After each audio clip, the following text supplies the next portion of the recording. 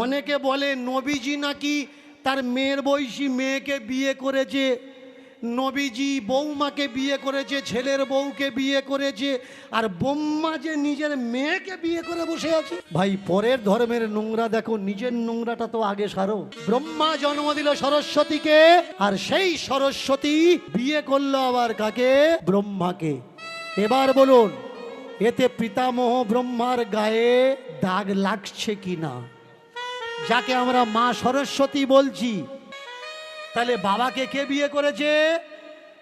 মা সরস্বতী। এবার বলুন, এই গল্পটা যদি আমাদের ধর্মগ্রন্থে থাকে, তাহলে মা সরস্বতীর গায়ে কলঙ্ক লাগবে, পিতামহ ব্রহ্মার গায়ে কলঙ্ক লাগবে। এবার বলুন, এই গল্পটা যারা লিখেছে, ধর্মগ্রন্থকে উঁচু করার জন্য লিখেছে নাকি নিচু করার জন্য লিখেছে?